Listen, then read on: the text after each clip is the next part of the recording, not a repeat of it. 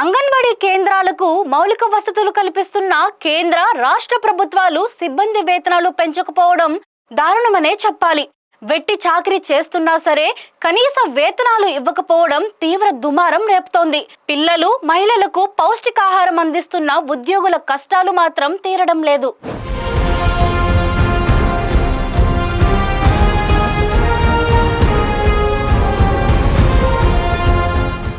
ఆంధ్రప్రదేశ్లో ప్రస్తుతం 55,000 అంగన్వాడీ కేంద్రాలున్నాయి. వీటిలో 1.03 లక్షల మంది కార్యకర్తలు, ఆయాలు పనిచేస్తున్నారు. విశాఖ జిల్లాలో 776, అనకాపల్లి జిల్లాలో 2,000 వరకు కేంద్రాలు నిర్వహిస్తున్నారు. ప్రస్తుతం కార్యకర్తలకు 11,500, ఆయాలకు 7,000 వంతున వేతనాలు ఇస్తున్నారు. పెరుగుతున్న ధరలతో పోలిస్తే ఈ జీతాలతో ఎలా బతకాలో కూటమి పాలకులే చెప్పాలి. గత వైసీపీ సర్కార్ 2019లో కేవలం 1,000 రూపాయలు మాత్రమే వేతనాలను పెంచింది. గత 6 ఏళ్లుగా వీరి వేతనాలు పెరగకపోవడం గమనార్హం. సిబ్బందికి కనీస వేతనం 26,000 ఇవ్వాలన్న కార్మిక శాఖ నిబంధనను ప్రభుత్వాలు అమలు చేయకపోవడం సర్వత్ర విమర్శలకు తావిస్తోంది.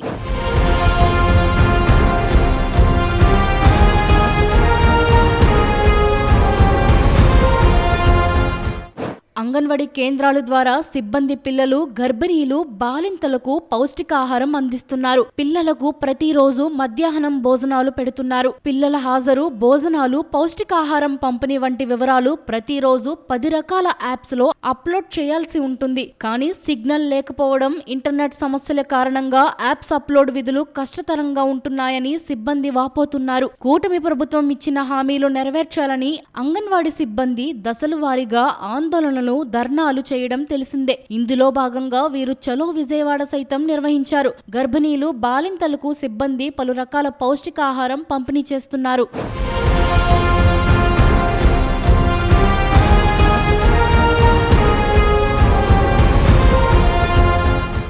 ఏపీ బడ్జెట్లో తగిన కేటాయింపులు, వేతనాల పెంపు వంటి అంశాలు లేకపోవడంతో అంగన్వాడీ సిబ్బంది రాష్ట్ర వ్యాప్తంగా సిపిఎం ఆధ్వర్యంలో నిరసన ప్రదర్శనలు చేయడం తెలిసిందే. ఇక వేతనాల పెంపు కోసం అన్ని జిల్లాలో సిఐటియు పర్యవేక్షణలో నిరవధిక నిరాహార దీక్షలు కూడా నిర్వహించారు. పిల్లల పూర్వ ప్రాథమిక విద్యకు గట్టి పునాది వేస్తున్న సిబ్బంది సంక్షేమం మాత్రం కూటమి పాలకులకు పట్టడం లేదనే చెప్పాలి. విశాఖ జిల్లాలో 8,485 మంది గర్భిణీలు, 7,994 మంది బాలింతలు, 46,280 మంది 3 ఏళ్లలోపు పిల్లలు, 10,490 మంది 6 ఏళ్లలోపు వయసు గల పిల్లలకు సిబ్బంది పలు రకాల సేవలు అందిస్తున్నారు. గాంధీ జయంతి రోజున ప్రారంభించిన అంగన్వాడీ సిబ్బంది వేతనాలు ఎప్పుడు పెరుగుతాయో చూడాలి మరి.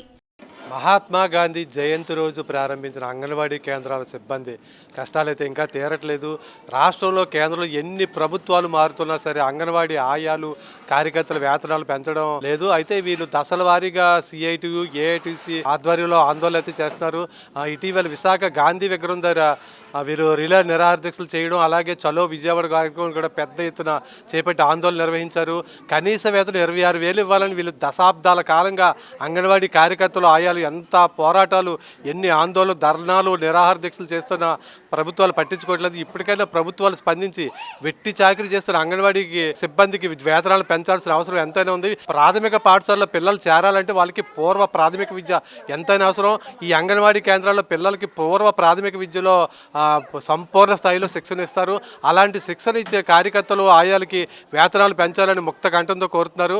వీడియో జర్నలిస్ట్ సూర్యతో శ్రీనివాస్, వీబీసీ టీవీ, విశాఖపట్నం.